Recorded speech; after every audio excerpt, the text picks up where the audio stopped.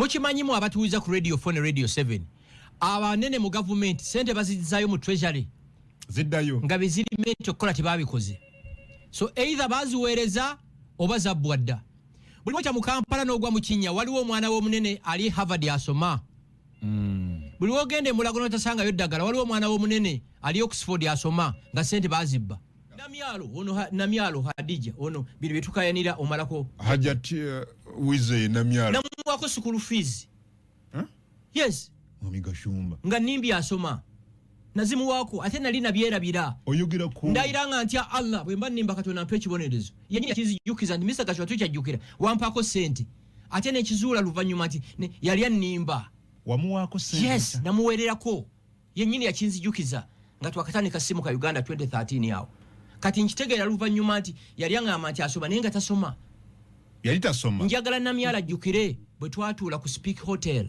Namyalo tiyasoma yakoma mwezi 4 anedde ekyo sikimanyiko ate gwe gwani gwe Gashumba gwe kungunze Frank Gashumba gwe kimanyiko yakoma mwezi 4 ojja kuwayo obujulizi obwo na kuyita ate waliwo ne file endala ejja yakoma mwezi 4 Namyalo Hajat Wize Namyalo ekiseka se Wize Erelinya Wize iri abavandimwe siririye simuvandi maletera tugenda kulepuka siye Wize erinya lye Hadija Nansereko yakoma mwezi 4 primary yisomera Buganda Road Primary School Olive nagisomera Sumaya ku Lwemasaka kati kye yakola ngo mukujju nanonyayo omuntu gwe bayita Hadija Namyalo yasoma amateeka waliwo omukyala lawyer yitibwa Hadija Namyalo kati yebatiza linnya lyoli musango mu mateeka impersonation bwabanga wesirikire tujja bwe kibanga kituufu Hadija Namyalo gyali twamunoonyerezaako Hadija Namyalo eyagraduatinga 2008 Namyalo tasobola na kuwandiika Nansereku tasobola na kuandika paragraph emu mu luzungu ongambo otya nti oli lawyer you are an advocate of high court nga tasobola na kuandika paragraph emu okiwulira so yoyo tiyasoma Irani wa mateeka abirete I was told wa Iran nza kugamba ndi munda eno information jemba wanjijja ku Pentagon ate bino bye balimba mu Uganda omuntu omugezi ali omu mwenaremu ye Yoweri Kaguta Museveni ye pinako ya magezi gonna NRM eriwo lwa muntu aliyogo Saabalwanyi Yoweri Museveni bano bonna ba advisor bola ba advisinga sikyagala sikisabirira njagala Katonda muwangaze Museveni nafa ku saawa 4 n'ekulu tewali NRM yes damtulye nafa ku saawa 4 ku saawa n'ekulu tewali NRM kuba ye mugezi structures on nas manyi bikibira teri kubanga Museveni Katonda yamuwa ekitone fena kitayina ne baba takiziganya na bali wiringa okuwuliriza I've met Museveni countless times gwe Gashumba ugamba ki kati alinganga mutabani we Jane Muhozi Kanirugawa Muhozi first son akuze tena kyatalaba nebo boyoga ne Muhozi wewunya n'okwewunya mukaka munyonyo nga jenkomeza first son akubuza gobadde olowooza otya tukole tutya akuyita na Mwami Gashumba comrade my brother jagala kumusinka you get it nolaba yankofu nolaba bazamufula bayita bazamufula Namyalo yalina kahali ya kamiliyoni 12 keri yatambuliramu osege Namyalo yalina kilo nga na mu 2 kati ayingira mu 8 wolabira omuntu nti embera gyalimu ye mufudde kyali kugejja Barack Obama wa campaigning mu 2008 yalina enviringa za gure nga za black bwe yamala mu office emyezi 4 zifuka za white stress mu Uganda njala munda go omubaka bamulonda ku Monday nga ina kilo 42 wiche dako wegwerako nga ingide nkaaga kitegera ndoza ngachi ekiraki wali ngachi chobuuza ngachi so nga coming up ne idea nga njimuwa nga agamba beautiful conversation izo ndanchazina kakati nenga namugamba nti nze siri muwagizi we NRM nze into this business nze njala kiri mu swap deal nze ngenda kukolera branding nzompe business kuba t-shirts kuba billboards nebirala okuva mu Oktoba nga tutambula bulungi mu March ngenda okulaba business zange balabe bazikola ngenda mu office mubuuza kiki ekyagwawo munange muzeeyi yaŋŋambye n'abazzukulu abalamba business ne mubuuza abazikuba b'Kongo kati ng'omusajja omugezigezi nengende waji Moses Kigongo ye national vice chairman we NRM yes. ndabe nti oba nyina omusango gwe nazo bananyiza Namyalo atuli konsayiringi Namyalo yagana ku meeting Kigongo yagana ogenda yo yes nengende bino byenjogera ndayiranga nti Allah nenda ba Captain Mike Mukula national vice chairperson Eastern ndabe abayinzo tuli konsayiringa Namyalo nagana omusinkana nenda David Mafabi olya ne Sheikh Gugu oyo era nagana babaita zamufuula money and power reveals who we are kati nzizeeyo sente omanyi office yo Museveni agitadde mu sente ne Museveni newunya sente zeoteekoomu use office ye tezina impact yonna office of the national chairman of the NRM nsibawo njagala Namyala ayita abantu nange mpite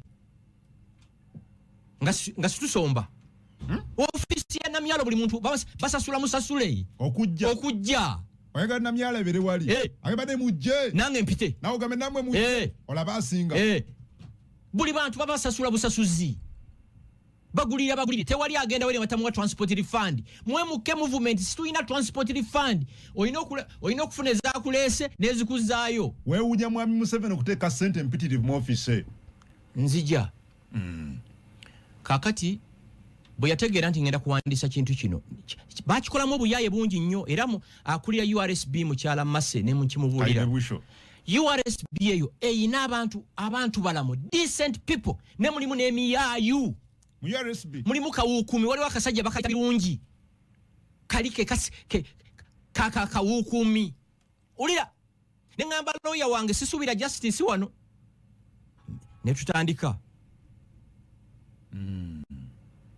kakati ne tu exchanging empapula lawyer wange kyasooka okunsaba bakita computer stamps ne mubuuza kye kinti ndaga emirimu gino mwagikola mutyo okugitandika nembimuwa byonna from the scratch nangamba kino kyenjagala bisigadde bindekere omanyi bw'oba okola artwork oyo buli change gy'okola computer egiri gyesalinga bw'oba okozesa Mac abamanyi bino ebintu babitegeera Mac bw'oba olintinda n'okolerawo ekintu bweba eriko ka modem ka internet n'ogende Nansana era eraga nti change eyo ekubiro gikoleddewa Nansana kati obujulizi obwo naitubwa URSB ne Buganda kati nga kwe baagala okugobera omusango ne Buganda ulya ne batugamba nti omusango Namyalo gwe nze siwabangako Namyalo ye yawaaba bagenda gusalanga ennaku z'omwezi 19 ate situgenda kubeera mu kooti bagenda gutuweereza online nga 19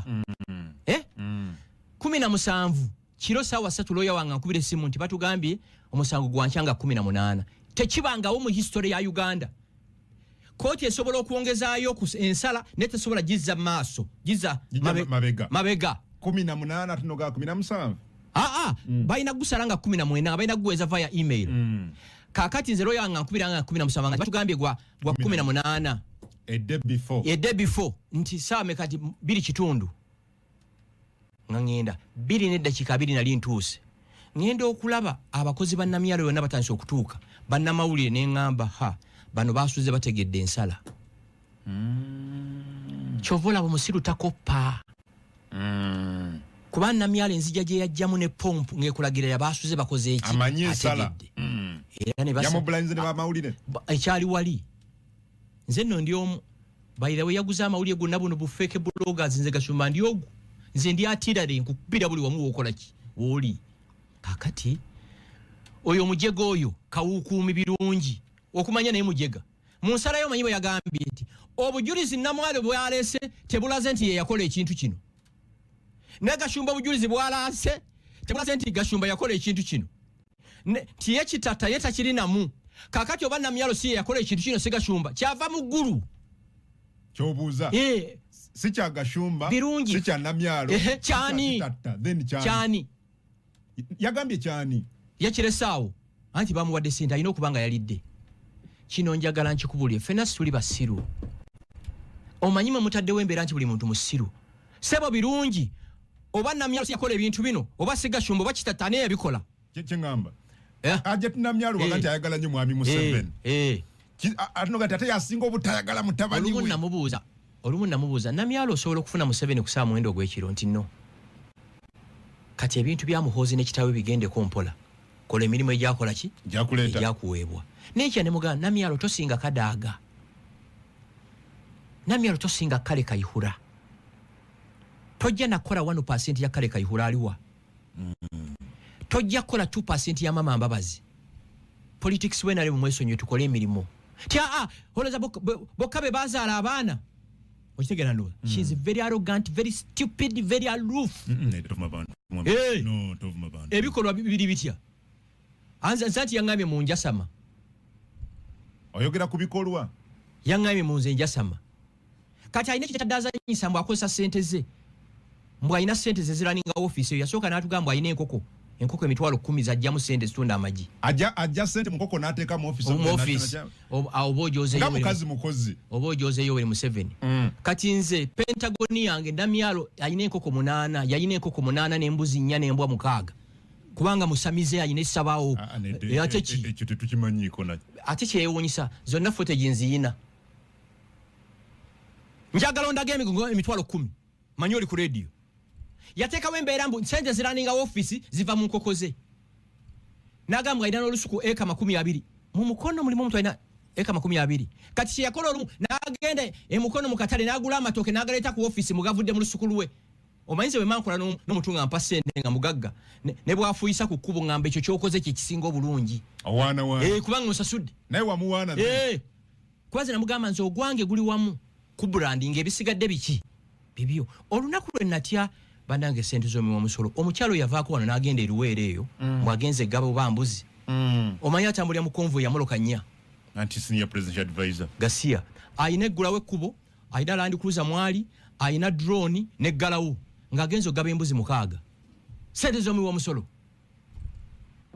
okitegeera nze misuse of taxpayers money time ejja kutuuka buli muntu misusing the sente z'omuwa musolo ku mulembe gwa Yoweri kugwa General MK mujja bya accountingira yagenda gaba bubuzi naye ng'akozeseza billions olumu yali agenda Masaka n'atuuka eruka yaawo n'ajjayo bando bili za milioni 2 n'azikasuka mu bbanga awe ku bantu baliyeko nkola ya kisappe tosobola kuwininga abantu kwagala Namyalo kino nakyo kankikugambe from today kuba staff bo bonna ne bateekawo akalulu kakyama teri akuwa akalulu kino nakyo kankikugambe bako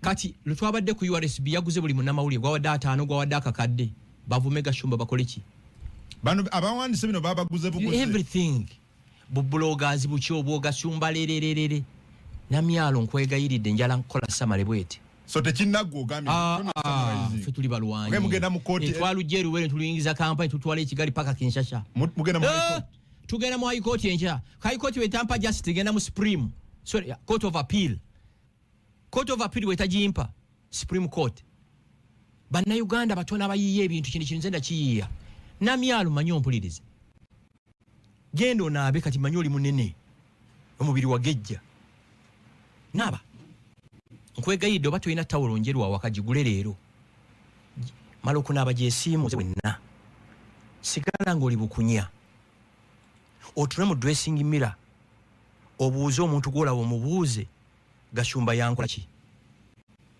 bw'okimala kikola genda weebake ku kitanda kyo tunule ku siiringi obuuze ani eyayiiya ekigambo omalako jjajja tova ku maini n'ebyeyigenderako ekirala baawe naye mu akisawo wa kinnansi ate si mulimu kati wulira baawe bwakutya bw'alaba ng'oli shaapu nnyo akukuba ewa Namyalo mbu abalowooza oyinza omumubbako nze sobola kuwa na Namyalo nze abantu bange si be bannamyalo bino bajja kutwala mu kooti obitebye obusamize si busawo antwale kati baawe buli lwalaba omuntu omukujjukujju ng'alina Namyalo kuba Namyalo twayogeranga emirundi nga 10 olunaku ndoza naati anti bakasajja kayinza okuntwalako ki nze abantu bentrendingiramu saizi abantu bazimanyi kiteewuluza waliwo jjajja omukwano gwange yaŋŋambye nadde mubuulira naŋŋamba URSB tezirimenti nakusala misango ng'oyo judgment gye yakoze baabikolawo kuteewuluza bantu ontegeera ndowooza 99% emirimu egibaweebwa ku making sure nti bali consilinga abantu era nze first time lwe naapyangayo nabagamba nze bino byennyina mu sitooko njagala bintwalibweko ekyo nkikoleki nkite t-shirt zennyina zonna za yero ani anagula t-shirt ezayiro tesikyasobola kuddayo tokyana gyozitula ani anazigula so mwe bannanga batuwiza ku radio 4 radio 7 bino ebintu olumu mutuwulira nga tulemeddeko nga tulina reason wateeka mwezizo ekyalo ekinnuma ensi yonna erowooza ffe bagashumba abanyarwanda bali mu kweyagalira mu gavumenti eno naye n'akatono kenjagala okukola bakanzigyeko. You get it? Can you convince any other Ugandan nti Gashumba tali party to this government? And you can't. You can't. People think you are part and partial. Wonderful. Nene ka service kenjagala okukola nako bakanzigyeko akatono. Ochulia. Ate nga abantu bazoli munnaabwe. Nze ndi munne wa MK. Ne mu State House I have many friends. Abombe sagala kwogera wana abali kusaidia yange bangi. Mu State House omo. Ngaba ku nsonga eno nga bali kusaidia. Yo, yeah. Bangi nnyo. Bamanya amazima. Waliwo minister yangamba twali twebuuza. Omukazi we tubeera naye mu meeting talina kintu kyali ayogedde nti tukitwala nti yajjawo amagezi gano. Minister bwe yangamba. Nganzi. Kumbe you are the brain behind it. Oh, tutegedde. Kati ngabana ye yabya ddiiru. Ngabana kulya. Nze singa yanzikiza nga nkyakola emirimu egyo. Ensi yali tegedde. Byali gwereddeyo. Ya ensi yali badde manyi nti omukyalo oyo mugezi. Singa yandeka. Nena myalo namukola ki? Omwaka guno nga gutandika. Mu bantu be nasabira abataano naye namusabira. Wasabira namya. Yes, omwaka guno olunga tukyakolagana. Esala yo bayekola kati. Namusabira nga abeere bulungi alwaninge office. Olutwa tukyakolagana kubanga twayawukana mu March awo. Yagala kimu lwaki togamba nti Gashumba bw'aba yakola lwaki t-shirt size mutwala. Ompulidde nkugambye nyina t-shirts emitwalo 8 ziri worth 800 million. Owulira bambulire nti Nazansobi bweti bwe kyetaagisa na apologizing. You get it? Gwe lwaki tolumirwanze ayine mali mu stock ng'ate batwala ya mulala. Nze observation zenna wankyaziyimirirako. Abatuuliza kambadde mu observation. No, toziddamu kubanga okizanye twata nobudde situyina. Baga nti either tonna sasulwa oba oyagala kudda mu bantu. Ate ku mu bantu ndiwa kati ndi muwa. Ku weekend twadde mu bantu emakini nze ndi mu bantu. Ate nekyamukamba bulire. Mwabe nale muzete musasula. Ze siri ku payroll yonna yenaliyo. Ze siri mukozi wa government. I don't have an obligation and a duty to defend NRM because you guys don't pay me. Siri ku salary ya mwe sina musala gwa mogwe nfuna. Sina mafuta ga mwege nvuga. Sina yo kirandi cruiser kinene nti kya mwakimpa. Sina yo kadabo cabinet mwakampa. Otegera ndozi. Tebaina kibali bakuwadde. Wadde kati mba defending achi. Actually muina dombo jali opono jali ani omulala mukwano gwange walusimbi waliwo ministry number eya ICT national guidance State House ina fragile for department siba kiri kyekirala ICT limba satu ba minister bajje ba defending NRM State House nababiri walusimbi ne Faruk Kirunda webale nnyo media center jerio fono pondo nze njala mulete pay slip nteno ya Gashumba kwasasulirwa Homplira. Bali bakusubira ku ba defending. Inako ndoza by the way waliwo mukyala gwe nasanze nangamba mbu nali manyi watu joininga naba joiningira. No. Bemwe mwagala Gashumba jaba defending. Munteke ku payroll zamwe. Mumpe at least milioni 5 buli mwezi. Bakuba defendinga. Guba mulimo. Ngabwe nakubanga t-shirt za omalako jajja tova ku main. Kiri kyali kyeyo. Mami Gashumba. Government jo sabula encha ne gulu. Mulimo. Bwe kuwa sente. Kanko obayirawo n'omubi. Awensinga n'okwagala. Nasa Road ogimanyi? Ngimanyi. Nasa Road buli posta yonna y'ebyobufuzi gyekubirwa. Abaana abasinga okubeera ku Nasa Road 99% of opposition. Gundi zaina ne musije bazikubira. Posters. Bazikubira. Kankubuzemu ekibuuzo. Singa gobadde opposition. Singa obadde opposition ngenda ali mwina containers yalo kujje mu Mombasa tozireeta? Nga nze ndo zireta bansasule nzijjo ninfuna se ya mwawule business nokola singa if I was recruited into an area of this government terms and conditions kiba kinkakatako 24 hours of defending image ya government kuba ndi kumusala muti mu byawula abokola mba nkola guli guba mulimo oliaga yali amanyi wabajoining siba joining angako osinzira n'okubaga nti weegattanga ku NRM. Si joiningangako NRM. Si joiningangako. Toli wa NRM. Ntya. By the way, I've never belonged to a political party. 1996, I supported President Yoweri Museveni as a person. nempagira Dr. Kiza Besigye siwagira nko FDC mundageyo kadi FDC yenyina muti mubyawula tawagira nko mu M7 kugambe na mwagira 1996 namboze tyaliko mu NRM tyaliko mu DP tali mu NUP agenda kumeza ngali mu MK movement muti mubyawula omanyi so byebyo guba mulimo namboza jabega tako guba mulimo ngabe olawe MC radio 4 eranga Coca-Cola at 10 ku 14 eranga Pepsi Cola chemwino kumanya mwawule emirimu kambuze kirala singafunye contract encha mu KCCA kitegeza mpa nkolya government yenu nedogeze kola mubyawule kiba kyeyo ate nabano benyini bola bawalekana ku social media tewali muntu go bayinza kuwa mulimo mwena alemo mu bano atagukola by the wanyiziza banji ku video ejo wakoze abena alemo mu government banyize munyige gasiya munyige that is a very strong language banyige oli yankwiraga nonno musajja wo yasusse bambulire ya mafuta ge bali bampadde nsiba ntambula Uganda yonna bambuliyo double cabinet yiyo bambuliyo kirandi kuza nti kicho bambuliyo ticket je bali bangulidde ngantwa vulinga bambulireyo gym je bansasula membership bandageyo medical cover je nyina buli mwezi nti bwendwala NRM ensasulira then venue defending oli mukambwe eri NRM nakuzino no teri muntu alaba kigenda masa tali munyivu kubigenda maso mugwanga yes nabano bonna ate nkusesaaki information esinga jetuwa abenalemu bajipa bali munda kati kankweka example teri alaba bigenda mu maso mugwanga lino nasigala ate nawe njagala oyambe abawuliza radio yenu nali wano nengende Bunyolo ne malayo weekend nenvayo nembagamba amakubo ge nalabye mu Bunyolo agayingira mu national park nagalaba mu Europe nempana Yunura nempana Jeno Katumba Wamala nempana Mwanyi Nazaleni Kajina agongati mu bizanya lwaki batuba wana temubusharinga aba NRM bwe basusuda bwenda bakalungi government eno kekoze njakogera ko nkayise nawo as a Ugandan nalaba amakubo ge nalaba ebunyoro sigalabanga kiringa nga amakubo ge nalaba Eastern yeno lwaki bwengogera ko Jeno Katumba Wamala tankubire simu agabya bulijje ebyo lwaki Aleni Kajina tankubire simu Yunura tayina budget erina budget Yunura yes sponsorinze ko showano Yunura mbuza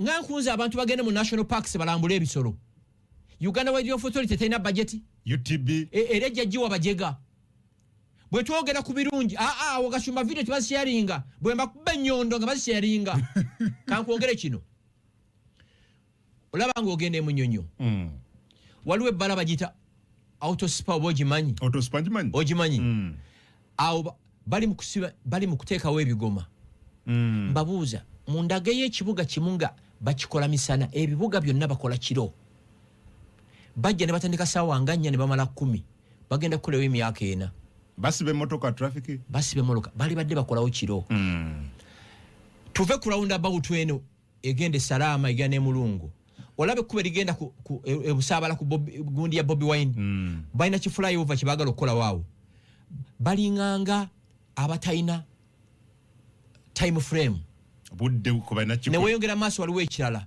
ne ku Serena walu kibazimbawo tugenda mu mwaka waliwo akalake bazimba ngotuuka ku toto ekajansi temuina time frame omplira kati bobyogera ko gashumba tufukide gashumba. These are facts. Some of us are global citizens. Mwansobeja muina bagizi benarem mulowooza buli muntu village yensobeja bukola. Some of us are not villagers. Ekira bwenzije uwo nompa amayuni nompa chai mutampeko ne munywa nja kweba sati ompadde chai nenga nkitegedde omperedde muki mutampeko nanja kyogerako nja Yesu wampadde chai ne yadde muki mutampeko. Ekibuzo ino kibuuza nnyo. Singa tubadde tugende jinja average jinja ogende how long ngolinye tax olwa sawa 5 sawa 6. It can't be. You can't tell me to kuve Kampala to I'm telling you. No, sawa ziri 2-3. No. Kale sawa 4. No. Kale 5. Sawa 5. Aga motoka agakwatao. Sawa meka? Sawa 5. 5. Beautiful. Akujongo tambudde kiro. Singa motoka etambuliddewo sawa 2. Passenger ina gamba ki? Sawa 2. Tumanyi totuuka jinja kitwale sawa 5. Siwe kiri? Notambulyo sawa 2. 20 hours. You talk about it. Kituliko wano. Tuli mukwa we are assessing ebanga limumaze mu buyinza. nga bwe nabagamba nti ebintu byemusinga okwagala zino zimpoma satellite zazimbwa Idi Amin eyo mpoma we bagizimbira nga mu Africa ziri mu biringa emu eri Uganda endala eri Nigeria. These are facts. Ekisaawe ky'entebe ekyo kiraba.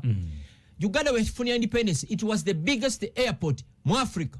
Entebbe International Airport. 1962, it was the biggest airport mu Africa. Kati omanye namba gye kirimu? Kiri number 22. Ekisaawe ky'ennyonyi. 40 years of NRM. From number 1 to number 25. 22. Happy with me? No. They cannot understand that somebody is keeping quiet, but he's not happy with me. No. Until you tell him that you go and eat your mother's something. That's when you. Eddoboozi eryo Mwami Gashumba oli njagala tutandikire ku eryo kati. Eddoboozi eryo yali President Yoweri Museveni oba? Yes. Nabano bannabyabufuzi ba wano bwe bali. Balowooza betusirika situtegeera. They are dealing with the kids, kindergarten kids, they are dealing with the peasants. Boyogera lwe bategeera nti omusajja ategeera ono. Bosirika bamanyi situtegeera tuli baana ba kindergarten, tuli ba village, tuli ba wakuzi ba mubisi gwa njuki. Omanye typical peasant ye muntu agenda mu ttale n'awakula omubisi gw'enjuki n'agweriira. Bamanyi situtegeera. Kati bw'okola submission nga bwe nali nkola analysis ku independence waga omusajja ono buli jamu alemu amagezi ategeera oba yesiruwaza bwesiruwaza. You get it? Tubitegeera olumu tusirika tufune emirembe mu bulamu bwaffe. Neweesonyiwa ebintu ebimu. Si yawange ekibuga kirimu enzikiza ekiro 24 hours. Si yawange enkuba bw'etonnya. Just drizzling. Getting flooded. So batusirika olw'enzikiza gye tulaba ekiro ne tulaba amataba ne mugamba nti bano bategeera era ba appreciatinga bye tukola. No. Kubanga omutawaana gwe tulina mu ggwanga wano, there is no option B. There is only one political party that is strong, that's NRM. Singa tubadde nga Kenya waliyo Raila Odinga, waliyo ne Ruto ogamba kankuronsinge ngende side ki? But there is no option. Option comedians badikula. The options of NRM are dikulaz. Abo opposition dikula. Opposition yali omu yali Dr. Kizza Besigye is no more. Bano badikula. Dikula certified dikulaz. Abo opposition. Yes. Ndagayo wanu tangible. Ne Besigye yabagambe ennaku ezo. Nga babuleminga Yoweri Museveni nti ali mukola embaga y'emyaka 5 ne mutabani we nti ali mu birthday party. Bakola ki? Nobody is challenging them. So it's only Mr. Museveni and the NRM. Yes, necha kambabuzi. Lwaki video yange ya trendings. Mwaddemu okuwemula? No. Temwabadde kuwemula. Nsonga. Wabadde oyogera kubiriwo. Yes, bye tusuubira nammwe okubuulira abantu. Gavumenti eno kigiremye kino. Kino kye tugenda okukola singa tufunye obuyinza. Ne buli kaseera Museveni, muhoozi. Mulinga nga baga nti singa Museveni ekyagenze ebintu bijja kutereera. No. You get it? Mubuulire bye mugenda okukolera abantu. Temuconcentrating kuvuma kuvoola Museveni muhoozi. Okitegera noozi. Kati ombuziza gwogwawa. Bw'oba togwa mu zondese. Bw'oba togwa mu NRM. Ate naawe. Towagira baliwo. Ate naawe oleero wanywedde ki? N'abakuvuganya. Kankubuzeemu ekibuuzo kiri kimu. Mwensobi gye mukola kwe close nti buli munnayuganda alina ekibiina ky'ebyobufuzi. Mu kalulu akaweddere 42% of Ugandans tebaalonda. Nga balaba Museveni tayinza bataasa ne Kyagulanyi takola ki? Yeffe. Toyina gy'ogwa. Nze ndi independent. Otegedde. Mwensobi gye mukola kati olinga nga Kyagulanyi. Buli atawagira Kyagulanyi bamanyi awagira Yoweri. Which is wrong. There are many independent thinkers in this country. Nga balaba President Yoweri Museveni ayina bye yakolera eggwanga takyalina kyasobola kwongerako. Kumotegedde. Mpulira. Kati batobanga abanuupu. Bo buli atabawagira. Musiru tategeera, Munyarwanda, Nalumansi. You get it? Kati bali kusanga lyambogo gwe bavumye wiiki yonna. Ompulira ndowooza. Njagala abatuuliza ku Radio 4 bakitegeerenga nti mu Uganda muno mulimu abantu abalaba ebintu n'amaaso gaabwe nze. Galubindi zange si za yellow. Kitegeeza siriwe NRM. Galubindi zange si za nuupu, si za red. Galubindi zange si za blue. Galubindi zo za ki? Za kala 3. Yellow. NRM. No, yellow, okay. Black and red. flaga yachi ya Uganda gwena national colors zonna yes patriotism kyetegeeza olaba Uganda nga bweri ndaba Uganda nga munna Uganda siraba Uganda ngo NRM I don't see Uganda as a noob activist oba an FDC politician